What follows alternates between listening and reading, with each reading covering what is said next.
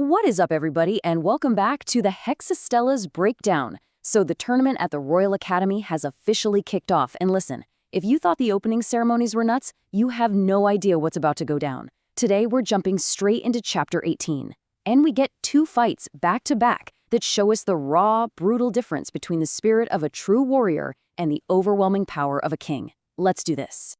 All right, first up, we have Yoru versus the top-ranked prodigy, Leon.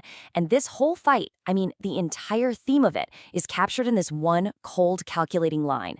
This isn't just a fight about who's better. Oh no, this is a lecture about a wall of power so high you can't even see the top. A wall that Yoru is about to slam into over and over again. So the fight starts, and right away, it's just hopeless. Completely one-sided. Yoru is a whirlwind of motion with his dual blades, right? He's unleashing everything he has. But every single strike just sparks, uselessly, against the steel wings of Leon's Dreamlink Alpha. It's already in stage 2, and poor Yoru is giving it his all, while Leon hasn't even taken a single step. And here's where Leon gets cold. He actually stops to explain the power gap. He says Yoru's stage 1 is basically just a pet you command. But stage 2, resonance, that's a whole different ballgame. Your Dreamlink synchronizes with your soul. It becomes, and I love this phrase, the armor of the soul. So you're not just trying to hit a creature anymore.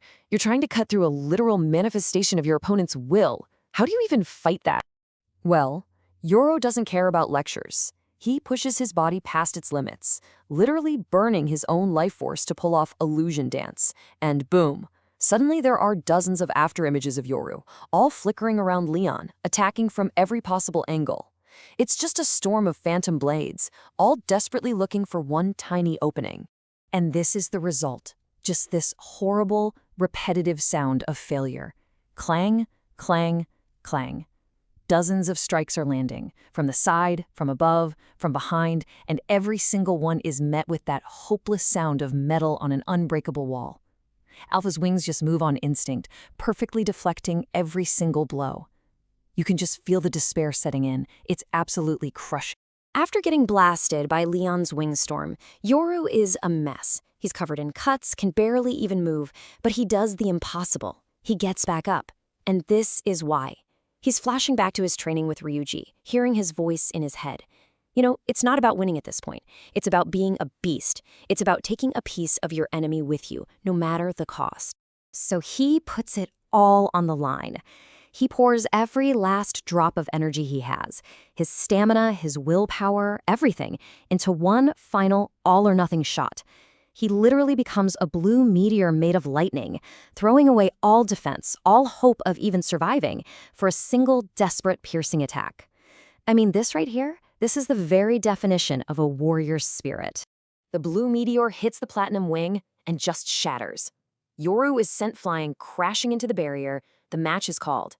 But then, as the dust settles, the entire arena just goes silent, because Yoru is still standing. He's out cold, totally unconscious, but his body is still on its feet, held up by nothing but pure, stubborn willpower. A warrior to the very, very end. Even Leon looks moved by it. He gives him a nod of respect before he leaves. Wow. Okay, after that super emotional battle, the chapter just hits us with some serious tonal whiplash. The next match is up, Ryuji versus this brute named Zog. And the visual here is just hilarious. You've got our tiny 6-year-old protagonist on one side, and on the other, this 9-year-old mountain of muscle with a rhino the size of a small car. But something's off. Ryuji, the supposed genius, is fighting horribly. He's slow, his dodges are sloppy, he's getting knocked around. And you're wondering, what is going on? Well, it's because he's not even focused on the fight. His mind is completely elsewhere. He's just staring at the arena exit, totally consumed with worry for Yoru. His heart's not in it at all. And Zog, being the arrogant bully that he is, he totally misreads the situation. He thinks Ryuji's distraction is weakness, so he gets cockier and cockier, taunting him, pushing him around. He thinks this is an easy win. And then he makes the single biggest mistake of his entire life. He opens his big mouth and insults the puppy. Oh, you did not just say that. No way, you just can't. Did he really just call Kamui a mutt? Zog has absolutely no idea what kind of fury he has just unleashed. The entire arena is about to learn a very, very painful lesson about messing with Ryuji's friend. And just like that, everything changes. That distracted gaze Ryuji had, the one looking toward the exit, it slowly, chillingly, snaps back to Zog. The air in the arena just gets cold. You can feel the static crackling. The time for games is officially over. But it's not just Ryuji. A new voice echoes, not aloud, but inside everyone's head. It's ancient, it's regal, and it is filled with this terrifying cosmic rage. The little sleeping puppy on Ryuji's head, Kamui, opens its eyes. And they are not the eyes of a puppy. They're the blazing golden eyes of an offended king. So Kamui telepathically asks Ryuji if he's in a hurry, and then he gives him permission to use that move, permission to just end this whole thing, to turn these two pieces of trash, as he calls them, into dust. You guys, the fight is already over. It just hasn't happened yet. Ryuji doesn't just power up. He explodes. A massive pillar of golden lightning just erupts from his tiny body, completely shattering the arena's ceiling projection. Kamui dissolves into pure energy, forming this crackling golden lightning armor all over Ryuji's arm and his blade. This is a level of power we have never seen from him before, not even close. And there it is. That's the trigger. This whole terrifying explosion of power. What's it for? It's not about winning. It's not about pride. It is a simple, raw, violent roar from a little kid who just wants to go check on his best friend. What happens next isn't a fight. You can't even call it that. Nobody sees a thing. All the audience gets is a blinding flash of golden light that just whites out their vision, immediately followed by a deafening sonic boom that rattles their bones. And then, complete silence. When everyone can see again, the image is just bone-chilling. Ryuji is now standing behind Zog and his massive Rhino. His sword, which couldn't handle the power he just used, is literally disintegrating into dust in his hand. And then, a perfectly clean, impossibly smooth cut appears across both the giant Rhino and Zog himself right before they both just collapse. Unconscious, one move, it's over. Okay, let's all just take a breath for a second because that was absolutely insane. We just saw two completely different kinds of power on display, and what this means for the rest of the tournament is huge. Let's actually break down what we just witnessed. So this table really spells it out, doesn't it?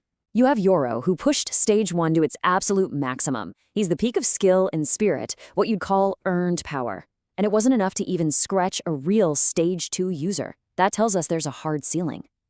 But then you have Ryuji. His file says Stage 1, but this forced synchronization thing? That's not on any chart. It's not a technique he learned. It's just raw, instinctual, innate power that shatters all the rules.